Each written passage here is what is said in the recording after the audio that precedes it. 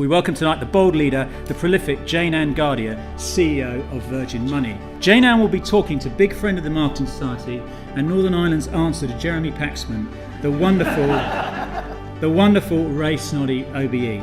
Now, listen, we can have some fun later, but these people have only come, frankly, to hear one question answered. They're marketing people. You're a marketing person. How in the name of God to become chief executive? Will you give them this sort of handout kit? How did you do it? How can they do it? You need a lot of luck and you need to take your opportunity. You were prepared to leave your comfort zone, weren't you? Albeit driven by the fear of boredom. I'd trained to be an accountant, didn't really like it.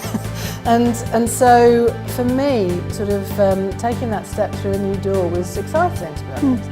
And that is the theme really to my life, I think. Yes, a pattern is emerging. You did accountancy but hated it. Yeah. You then ran around the company making clear your hatred for it until someone decided to shut you up by giving you something more interesting to do, yes? Yep, it's almost exactly what happened. Yeah. Two points around how do you become a CEO, I guess. Sure. First one, I think, take your opportunities. Yes. And the other is really build your relationships because I think that they are super important to us all as human beings and in our careers. And I do think that sometimes in all of our busy lives, it's easy to say no. And what I've actually found in my life when I look back on it, that brilliant things happen if you say yes. You meet new people, do new things, learn more stuff. Having thought quite hard about gender equality over the last 12 months or so, because I've been asked to do a review into gender equality in financial services, I honestly think that thinking about gender is about thinking about balance, and that actually, you know, it's neither one thing or the other. Women are not a different species to men. There are men that will be very good at networking and there'll be women that can be very alpha. And I just think getting the balance right is really important. Okay. So it may be that some women are better at networking than some men, but there's some men that are fantastic at it. I do think that moving in our society from a sort of aggressive, bossy CEO that's constantly focused on the objective, which of course you have to hit, to one that's properly supportive of the team getting there is super important. Now, before the financial crisis, frankly, not very many people at all were interested in talking to me about purpose. Post-financial crisis, culture and purpose is absolutely on everybody's agenda. Yeah. And I think that means that CEOs need to be able to do the sums, drive the business and be supportive and purposeful in what they do, and it's a roundedness that's critical in that. So the big banks still have, we've seen it with Deutsche Bank this week, we've seen it with Wells Fargo, we've seen it with RBS. There's still horrible things crawling out of the woodwork. We don't have any of that. It's brilliant. No fines. So we can, no fines. No fines. So we, as a management team, have the privilege of only needing to look forward. And so the thing that worries me when you say what are the things that I worry about is only not living up to the opportunity, but the opportunities are there and extensive, and it's great fun. It continues to be fun every day. The big banks made, can you remember what it was, 14 billion quid or something out of current accounts. Now how can that be free?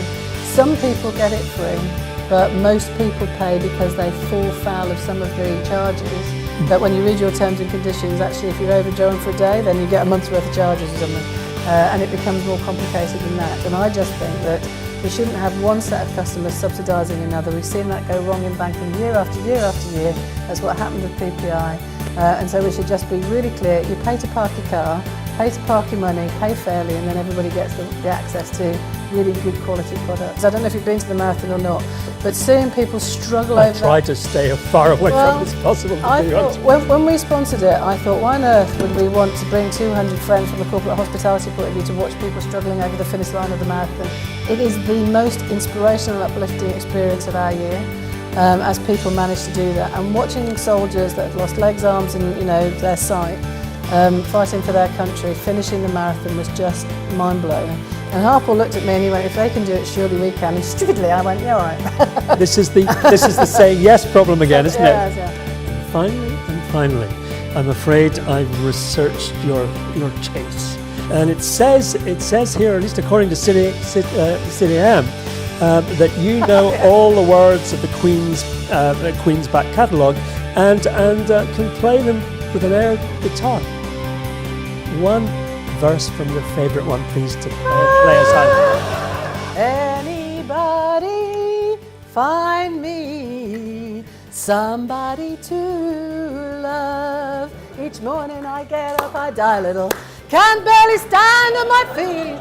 Take a look in the mirror and try and cry. Nobody I spent all my years in believing in you. I just can't get no relief, Lord. Somebody, can anybody find me? Somebody to love.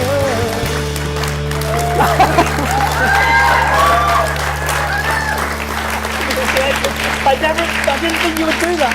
It was just a little bit. Always say yes.